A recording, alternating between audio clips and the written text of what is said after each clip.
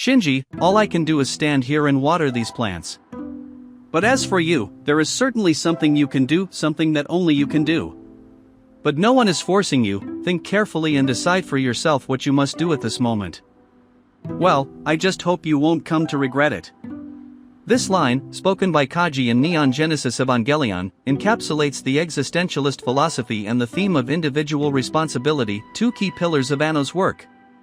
Kaji presents himself as a man who appears to passively accept his fate, watering plants, yet in reality, he operates actively behind the scenes. His symbolic act of watering can be read as a metaphor for patient waiting and the care necessary for something to grow, a stark contrast to Shinji's inertia and existential anguish. At the heart of this statement lies Sartre's concept of radical freedom. No one is forcing you, meaning the choice belongs solely to Shinji. Yet this is not a reassuring invitation, it is almost a warning. The absence of coercion means that every decision and its consequences fall entirely on his shoulders. Here, we can hear an echo of Kierkegaardian anxiety, where freedom itself becomes an unbearable burden. The final line is particularly cruel in its realism. I just hope you won't come to regret it.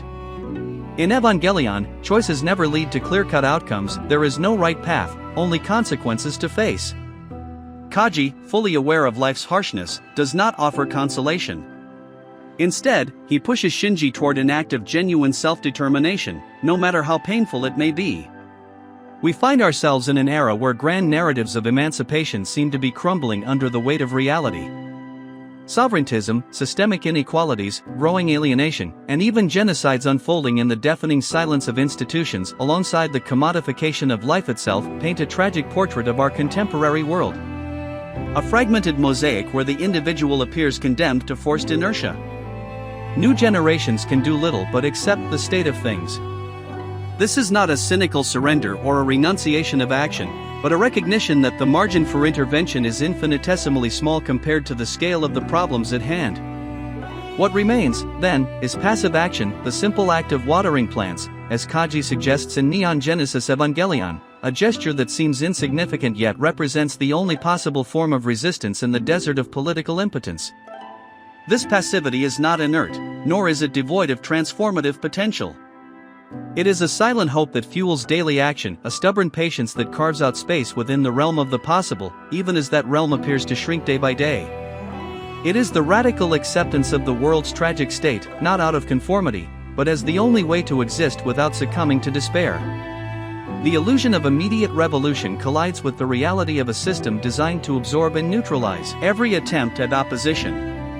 And so, perhaps resistance takes another form, refusing to succumb to total apathy, keeping alive small acts of care that may seem invisible yet weave an underground fabric of possibilities. It is the act of nurturing something, even when everything seems to be falling apart.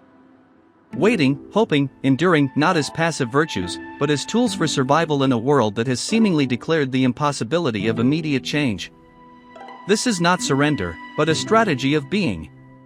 Watering plants, then, becomes a metaphor for any action carried out without the expectation of instant transformation, yet with the awareness that the future may sprout precisely from that stubborn care for the present.